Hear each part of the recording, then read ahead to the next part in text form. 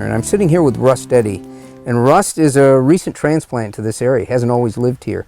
But since he has, over the last few years, he has absolutely fallen in love, not only with the area here, but with the waters and the very special fishing that exists here. And Rust, you know, I say words like magic and all these spiritual things about fishing these waters, but, you know, I've been all over the country, and I think that these waters that flow into and around Messina are some of the most special waters that I've ever fished. And I don't know, what would you say it is about them that makes them so unique?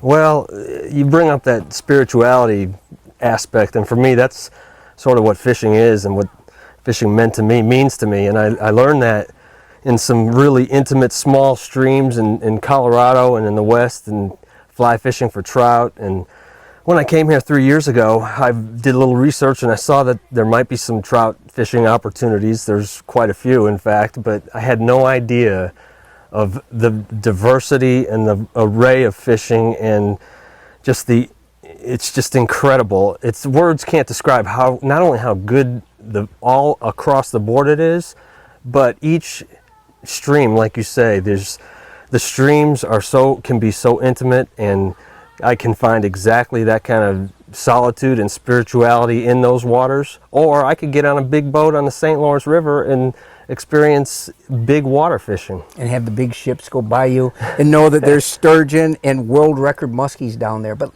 speaking of muskies, what is there about muskie fishing?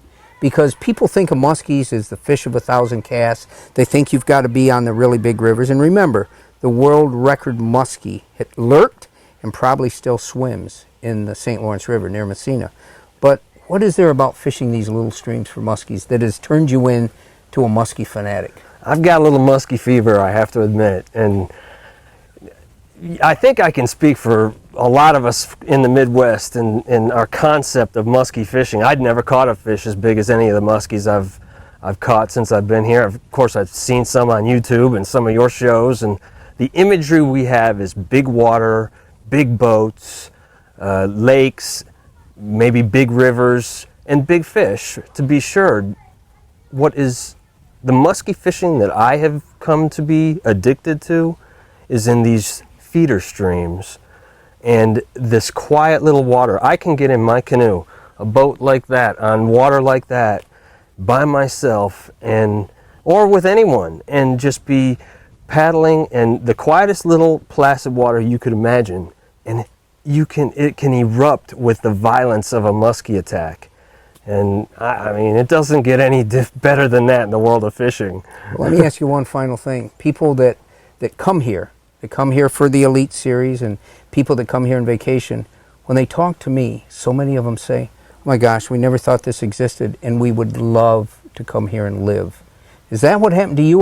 Or you came here for a different reason, but what can you say to these people that think they might want to come here and live? How has it affected your life? Well, I've told you before, the fishing is wonderful, and the only thing better than fishing is the people and the hospitality. And it's a rural, not so much rural, but it's a down home, authentic acceptance and an inviting place to be. And when you got the fishing to match it, it just doesn't get much better than that.